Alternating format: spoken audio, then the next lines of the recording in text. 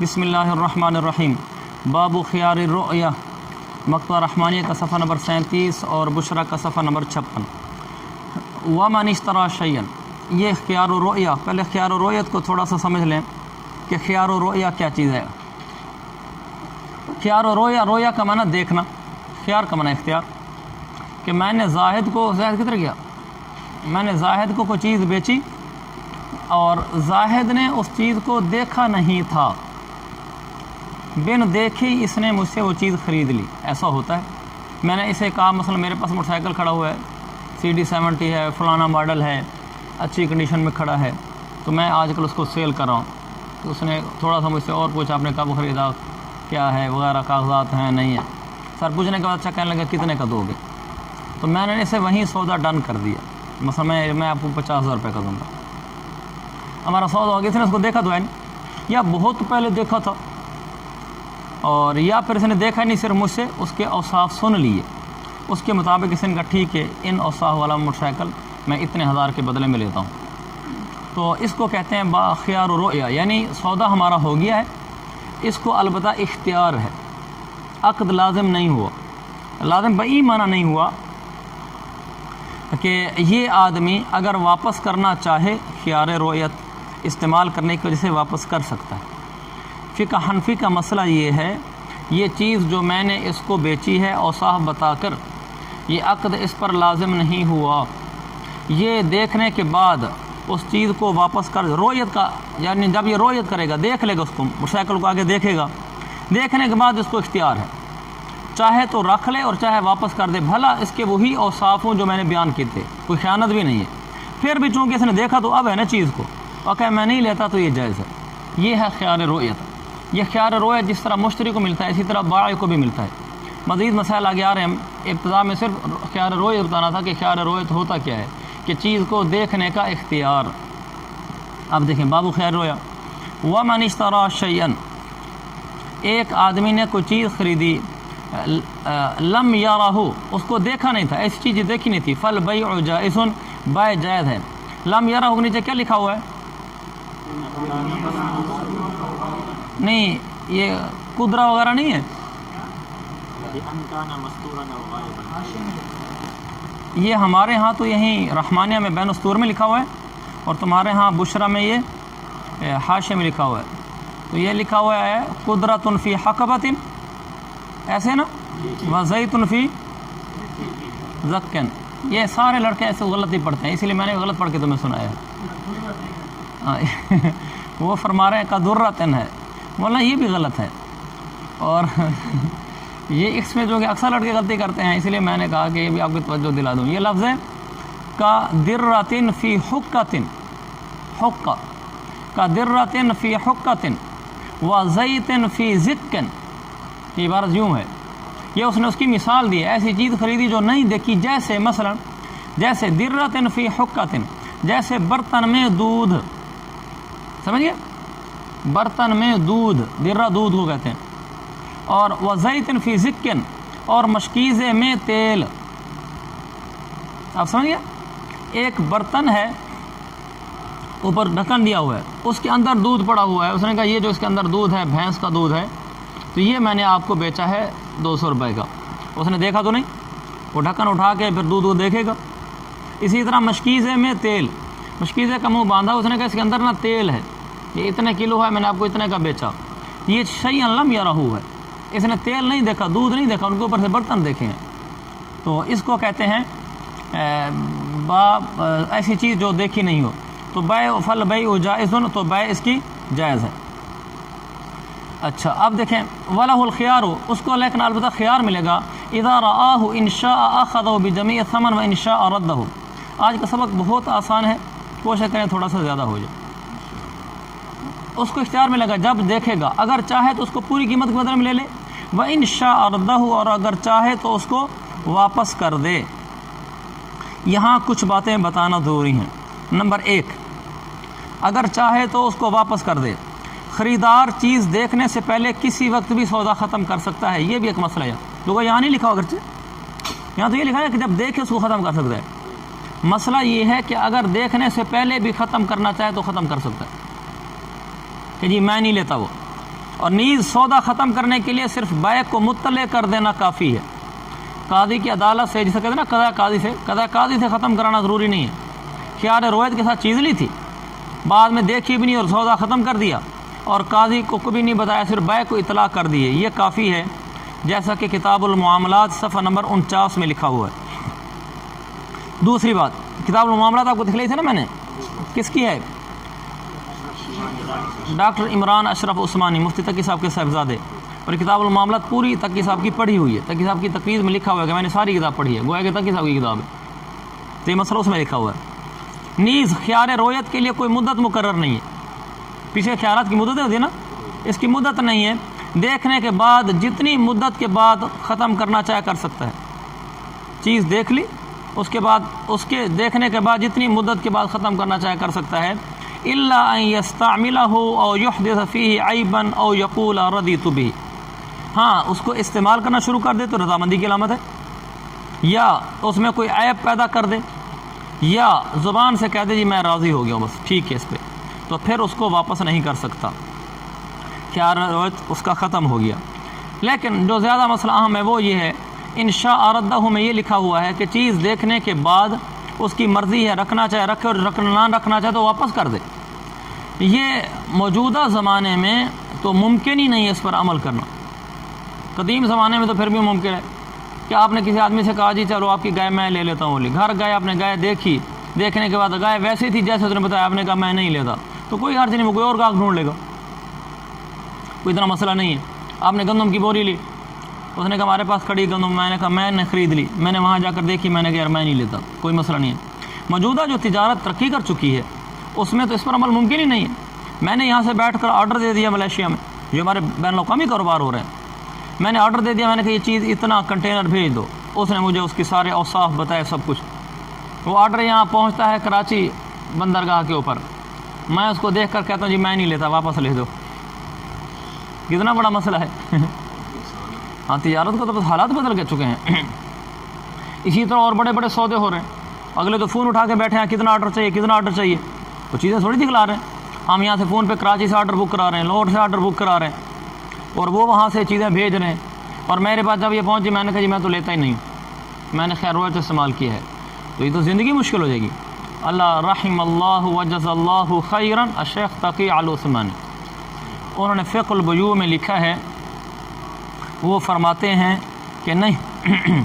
اب یہ مسئلہ تبدیل ہو چکا ہے۔ فقہ البیوع صفحہ نمبر 824 جلد نمبر 2، انہوں نے فرمایا اگر اس موجودہ صورت میں اگر اس چیز میں کوئی عیب نہ ہو اور وصف مطلوب مفقود نہ ہو،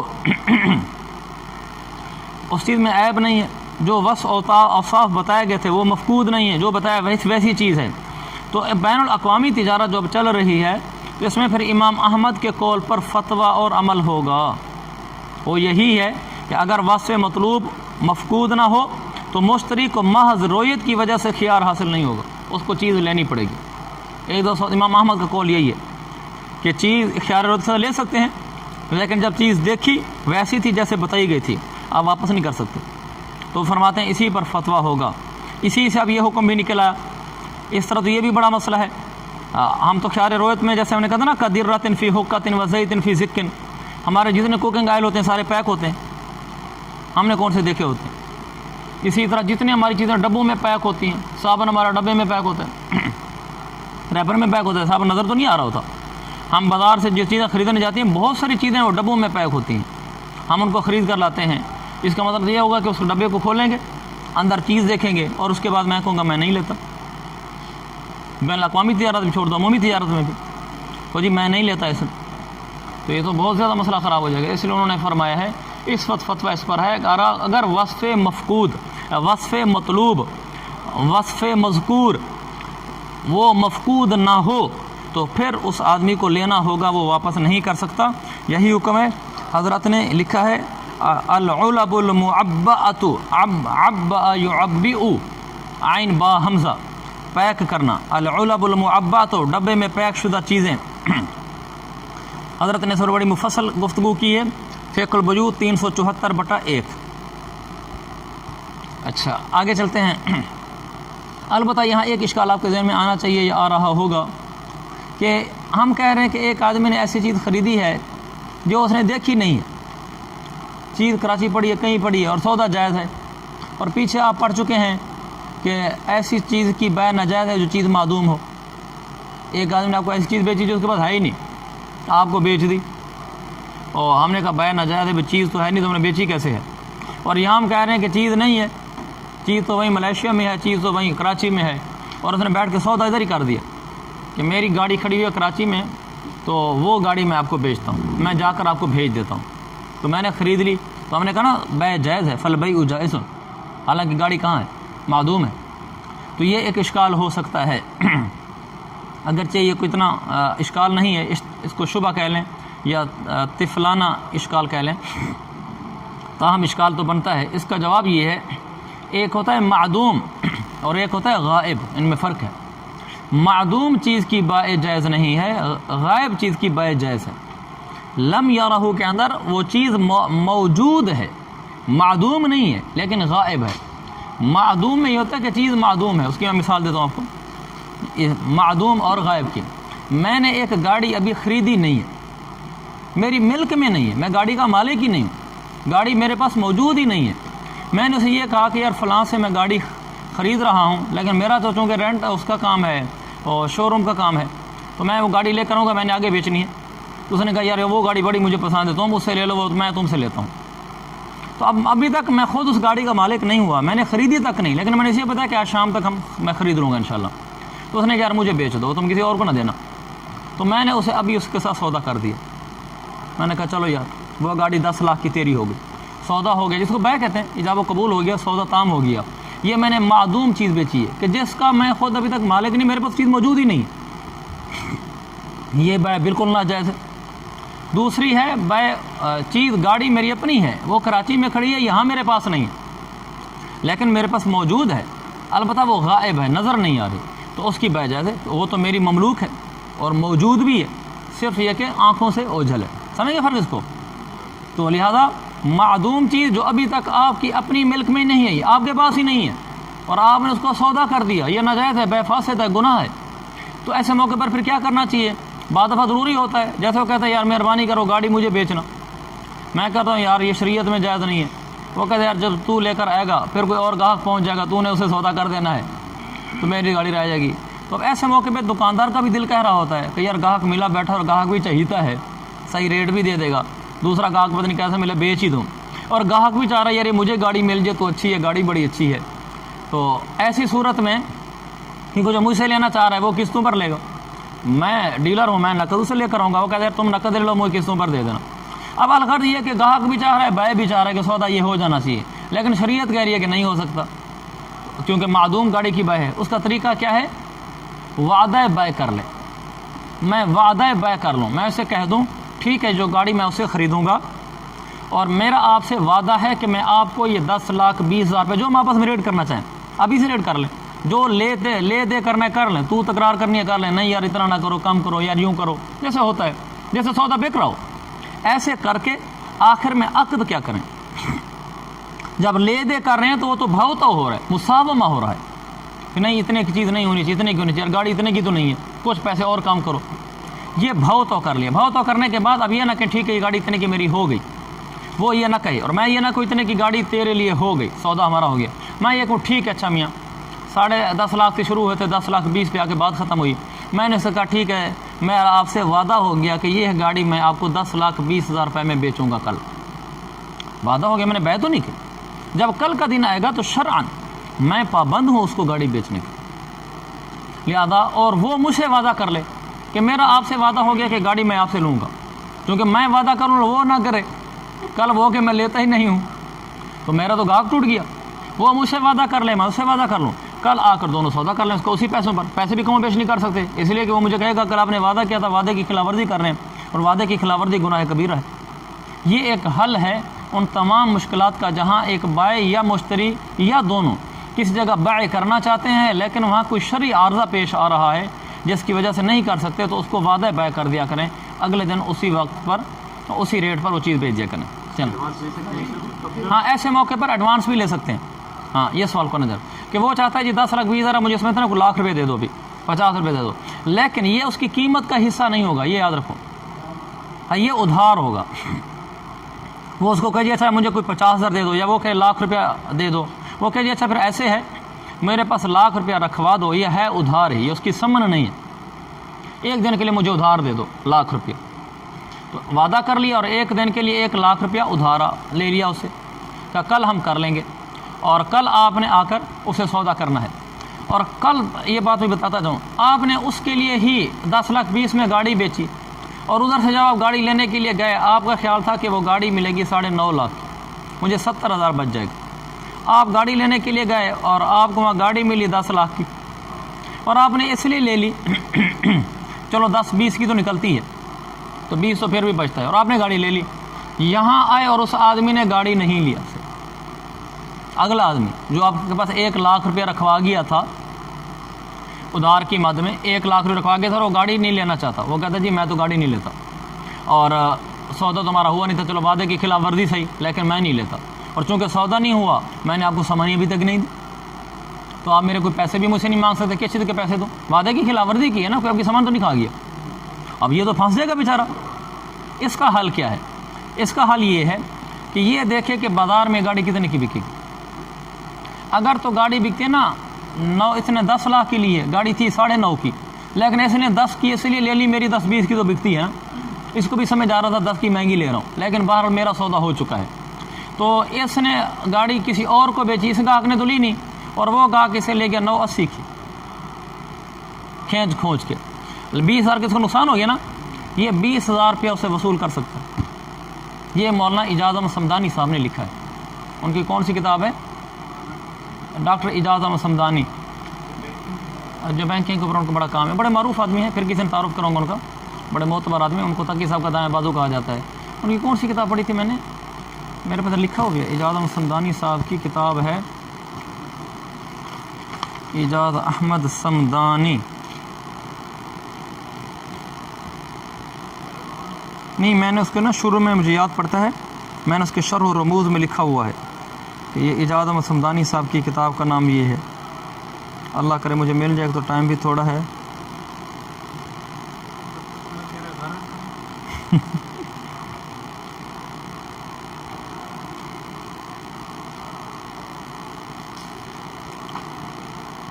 اچھا نہیں مجھے ابھی نہیں ملی، لیکن میں آپ کو بتا دوں گا، اس میں نے ان کے پڑھا تھا، یہ کتاب المعاملات تو عمران اشرف صاحب کی ہے نا، ڈاکٹر عمران اشرف صاحب، جی ہاں، اچھا ان کی کتابیں دیکھ لوں گا، ممکن ہے ابھی بھی میرے ذہن میں نام آ جائے، لیکن نام بھی آیا تو کل انشاءاللہ آہستہ آہستہ اسی لیے بول رہا ہوں کہ شاید اس پہ میری نظر پڑی جائے، لیکن نہیں پڑی باہر تو کل میں آپ کو بتاتا ہوں۔ تو یہ بات اعجاز احمد صمدانی صاحب نے لکھی ہے کہ آپ نے کسی کے ساتھ کوئی سودا کر لیا، وہ آپ کو بیانہ دے گیا، اور آپ نے وہ چیز منگوا لی اس کے لیے کہ ٹھیک ہے جیسے میں منگوا لیتا ہوں، آپ نے بازار سے وہ چیز خرید لی اس کے لیے، اور آپ نے جب خرید لی تو وہ آگے سے پیسے نہیں دے رہا آپ کو دھوکہ دے گیا، تو آپ اپنے دھوکے کا ازالہ اس سے کر سکتے ہیں۔ مثلا وہ آپ کو 1 لاکھ دے گیا تھا، 10 لاکھ کی گاڑی 9.20 میں بکی ہے، 9.80 میں بکی ہے، تو آپ کا نقصان 40,000 نہیں ہوا شرعی لحاظ سے، آپ کا نقصان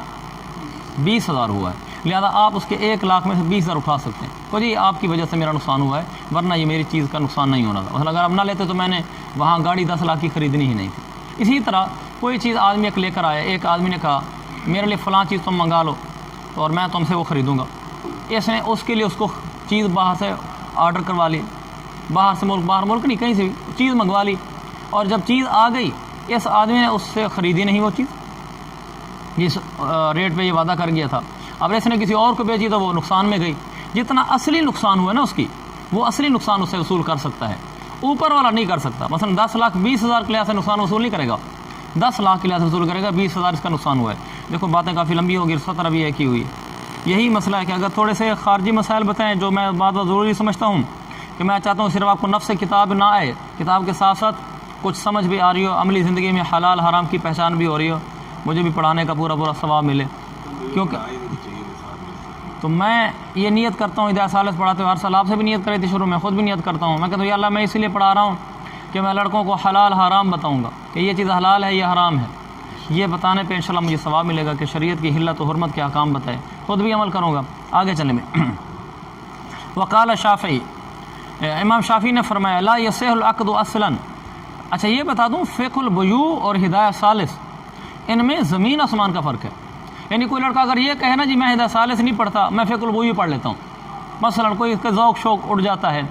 کہ یار اس کی کیا ضرورت ہے، تو یہ بہت بڑی اس کی غلطی ہوگی، سنگین ترین غلطی ہوگی، یہ تو بے وقوفی ہوگی اس سے۔ فقہ البیوع کا مقام ہے جیسے پی ایچ ڈی، اور ہدایہ ثالث جیسے ایک منتہی طالب علم۔ یہ تو ایک طالب علم کی حیثیت کتاب ہے، اور تم ابھی طالب علم ہو۔ فقہ البیوع وہ پڑھے جو ہدایہ ثالث کھنگال کے پڑھ چکا ہو، اس کو اچھی طریقے سے سمجھ چکا ہو۔ فقہ البیوع تو اوپر کی سطح کا کلام کرتا ہے، میں چونکہ آپ کو اس میں سے وہ نتھرا ور پا کر پیش کر دیتا ہوں، تو آپ سمجھتے ہیں کہ شاید ساری فقہ البیوع میں ایسے نا ہدایت کے مطابق بابو خیر روایت لکھتے ہیں، آگے یہ لکھا ہوتا ہے فتویٰ اس پر ہے، فتویٰ اس پر ہے جائز کو، لہٰذا یہ فقہ البیوع ہمیں پڑھ لینی چاہیے۔ کیا وہ کہہ رہا تھا کون؟ فخر الدین، نصاب میں داخل ہونا چاہیے۔ اچھا فخر الدین، مطلب اس کو پڑھ لینی چاہیے، اس کو آپ بے شک پڑھیں، لیکن یہ اس کا مقام ہدایہ ثالث کو اچھی طریقے سے پڑھ لینے کے بعد کا ہے ذہین ترین طالب علم کے لیے، ورنہ یہ بڑی سی نادانی سی ہوگی۔ اچھا چلیں، ہاں فقہ البیوع سے تو مسئلہ دیکھ کے آگے بتا سکتے ہیں، بالکل۔ وقال الشافعی لا یصح العقد، دارالفتاء والے اسے دیکھ دیکھ کر فتوے لکھ رہے ہیں اور نیچے اس کی عبارت نقل کرتے ہیں کما فی فقہ البیوع، انہوں نے اپنی رائے بیان کی ہے، آئمہ اربعہ کا یہ مذہب ہے اور میرا نزدیک یہ ہے، تو اس میں انہوں نے شروع میں لکھا کہ میری رائے۔ اچھا اسی ضمن میں وہ مسئلہ بیانے کا بتا ہی دوں، جب کسی چیز کا سودا ہو جاتا ہے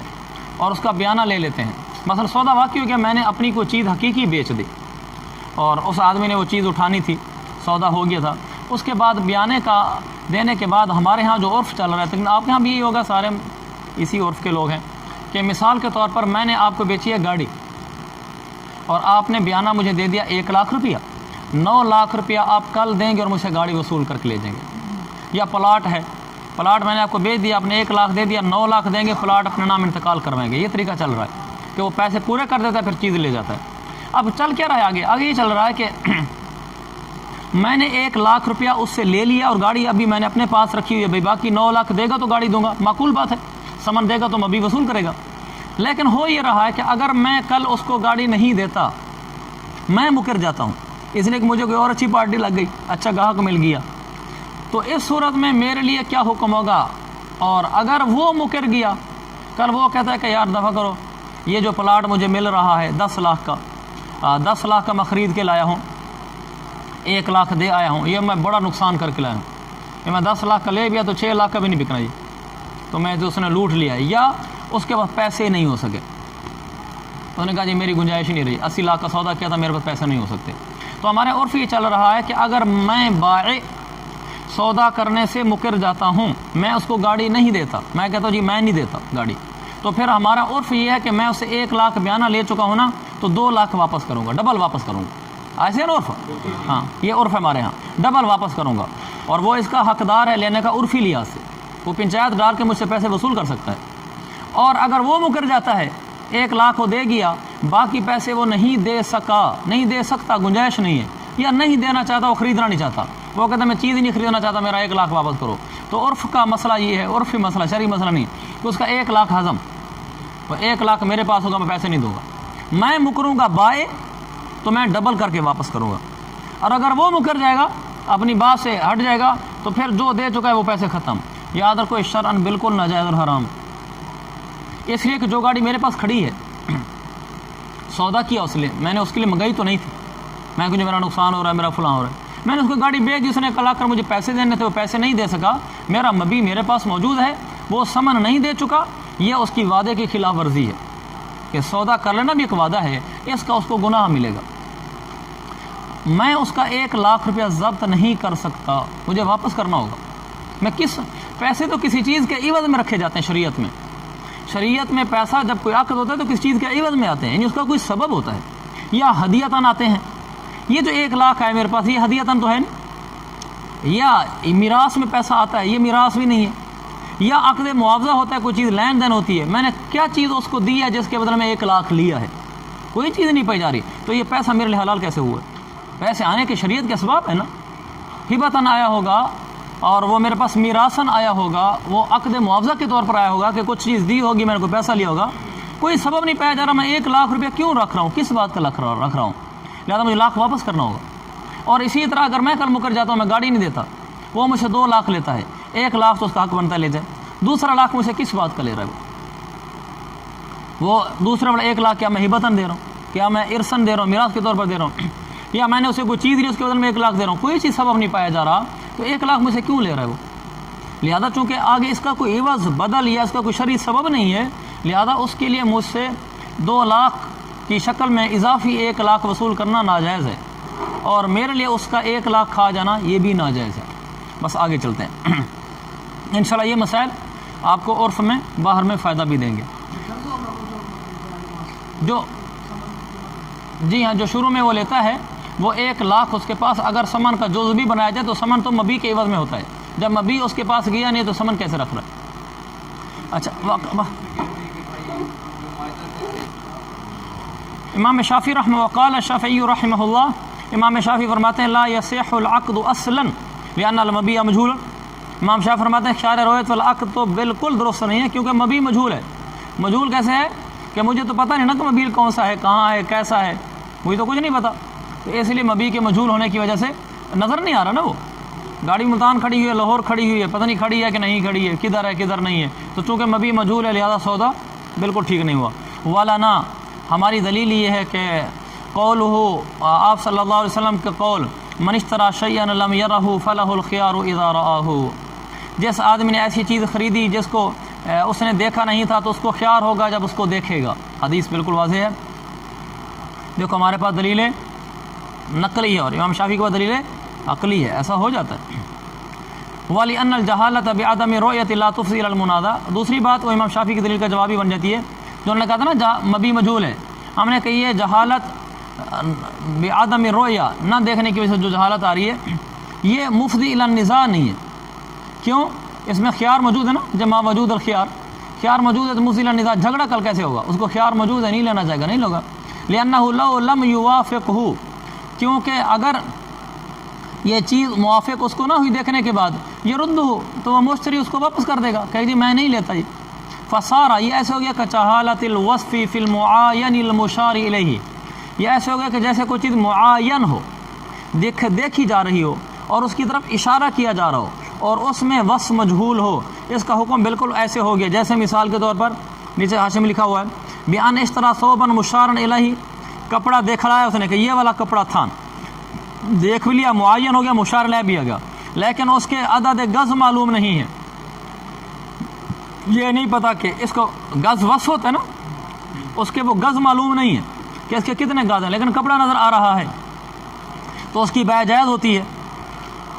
حالانکہ وہاں بھی تو جہالت ہے کہ پتہ نہیں کتنے گز نکلیں گے، لیکن چونکہ وہ جہالت وہاں مفضی الی النزاع نہیں ہے کہ اس لیے کہ اس نے دیکھ لیا کہ تھان ہے اتنے کپڑے گز نکلیں گے، اس کو اندازہ ہو رہا ہوتا ہے، تو اس نے کہا کہ ٹھیک ہے یہ کپڑا جو معین ہے اور مشار الیہ ہے، اگرچہ مجھے اس کے گز معلوم نہیں بھی ہیں پھر بھی وہ اس کو لے لیتا ہے، تو چونکہ وصف وہاں مجہول ہے تو ناجائز ہو گیا وہ، اور وہ یہاں بھی اس کا حکم بھی بالکل ایسے ہی ہو گیا کہ یہ کل جب دیکھے گا اس چیز کو اور اگر اس کو پسند نہیں ہوگی تو یہ نہیں لے گا، لیکن ہم یہ نہیں کہتے کہ جیسے وصف وہاں مجہول تھا اس کپڑے کے تھان دیکھنے سے، ہم نے یہ نہیں کہا کہ بیع ناجائز ہو گئی ہے، وہاں نہیں کہا، بیع کو جائز قرار دیا، یہاں بھی اگرچہ اس کو وہ گاڑی نظر نہیں آ رہی لیکن پھر بھی بیع جائز ہوگی، اس کو بعد میں خیار مل جائے گا، رکھنا چاہے رکھے، نہ رکھنا چاہے نہ رکھے۔ وَقَضَا إِذَا قَالَ رَضِيتُ، اسی طرح جب اس نے کہا رضیتُ، نیچے حاشیہ تفرین علی مسئلۃ القدور، یعنی کما ان له الخيار اذا لم يقل رضیت فقضا اذا قال ذلك ولم يره، کیا مطلب؟ اس کا مطلب یہ کہ وقضا اذا قال رضیت، اسی طرح جب اس نے کہہ دیا رضیت، یعنی چیز خرید لی اور اس نے کہہ دیا میں راضی اس پہ، لیکن دیکھا نہیں تھا، دیکھنے سے پہلے کہہ دیا، ثم رآہ، پھر دیکھا ہے، اب بھی اس کو خیار باقی ہے، حالانکہ مسئلہ کیا ہے کہ جب آدمی خیار ضرورت کے ساتھ کوئی چیز خریدے اور پھر چیز دیکھ لے اور دیکھنے کے بعد کہے رضیتو تو خیار ساقط ہو جاتا ہے، لیکن اگر ایک آدمی نے چیز خریدی اور خریدنے کے بعد دیکھنے سے پہلے کہہ دیا رضیتو تو ابھی خیار باقی ہے، ابھی بھی اس کو باقی ہے۔ وقضا، اسی طرح اس کو خیار ملے گا جب اس نے کہا رضیتو ثم رآہ، پھر اس کو دیکھا تو بھی خیار ہے، کیوں لہو ان یردہ، تو ایسی صورت میں بھی اس کو اختیار ہے کہ اس کو واپس کر سکتا ہے، کیوں لأن الخيار معلق بالرؤية لما روینا، کیونکہ خیار کا تعلق تو دیکھنے کے ساتھ ہے اس حدیث کی وجہ سے جو ہم نے بیان کی۔ حدیث کیا ہے؟ من اشترى شيئا لم يره فله الخيار اذا رآہ، جب دیکھے تو اس کو خیار ملتا ہے۔ تو یہاں تو دیکھنے کے ساتھ خیار ہے نا،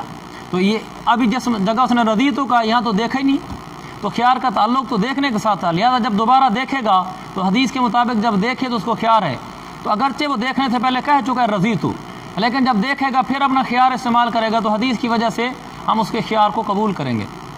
فلا یثبت قبلہا،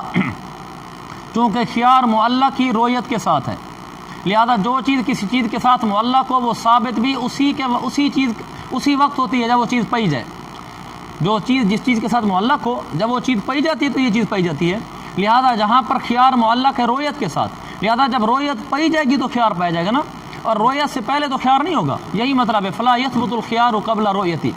رویت سے پہلے خیار ثابت نہیں ہوگا۔ وحق الفسخ بحکم انہ عقد غیر لازم لا بمقتضى الحدیث، یہ ایک اشکال کا جواب ہے۔ اشکال یہ ہے، آپ کہتے ہیں کہ خیار رویت دیکھنے سے پہلے ثابت ہی نہیں ہوتا، دیکھے گا پھر خیار رویت کو ثبوت ہوگا، اب ثبوت ہو گیا، اب استعمال کرنا چاہے اپنا خیار استعمال کرے، لیکن بے فسخ کرنے کے اسی خیار رویت والے عقد کو فسخ کرنے کے معاملے میں آپ کہتے ہیں کہ وہ عقد کو فسخ کر سکتا ہے اگرچہ اس نے ابھی دیکھا نہ ہو۔ ایک آدمی نے گاڑی خریدی، دیکھی نہیں تھی، اس نے گاڑی دیکھنے سے پہلے کہہ دیا میں نے عقد فسخ کر دیا۔ فسخ کیوں کیا ہے؟ اس کو جو خیار رویت حاصل تھا، خیار رویت حاصل تھا اسی کے اوپر ہی یہ متفرع ہوا ہے اس کو فسخ کرنا۔ پہلے اس کو ثبوت ملا خیار کا، ابھی گاڑی آپ نے دیکھی نہیں ہے، لہذا آپ کو اس گاڑی کے دیکھنے کے بعد خیار استعمال کرنے کا حق ہے۔ اسی پر ہم نے یہ کہا کہ بھی جس طرح خیار استعمال کر کے گاڑی رکھنے کا حق ہے، اسی طرح آپ کو فسخ کرنے کا بھی حق ہے،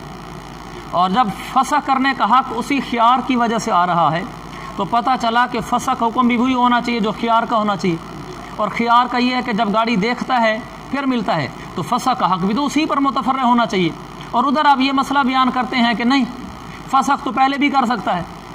تو ادھر آپ کہہ رہے ہیں کہ حدیث میں ہے اذا رآہ،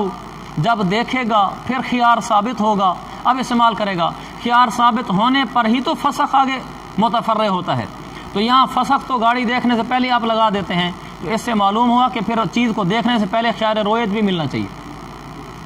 اگر خیار فسخ اس کو مل سکتا ہے، حق فسخ مل سکتا ہے، تو پھر خیار رویت بھی ملنا چاہیے۔ آپ نے اس کو کہا حق الفسخ بحکم انہ عقد غیر لازم لا بمقتضى الحدیث، فسخ کا حق ملنا وہ مقتضی حدیث کی وجہ سے ہے ہی نہیں۔ آپ حدیث لے کر ہم پر اشکال کر رہے ہیں کہ حدیث میں اذا رآہ تھا، اس سے خیار رویت ثابت ہوا، آپ نے ثابت کیا کہ جب خیار رویت ثابت ہوگا پھر ہی خیار استعمال کر سکے گا، لہذا فسخ کا حق بھی تبھی استعمال کرے جب رویت کرے۔ ہم کہتے ہیں فسخ کا تعلق حدیث کے ساتھ ہی نہیں ہے، آپ کیوں جوڑ دیں اس کو اس کے ساتھ؟ ہمارا فسخ کا حق کسی اور وجہ سے ہے، فسخ کا حق ہے بحکم انہ عقد غیر لازم، یہ عقد ہی لازم نہیں ہوا تھا،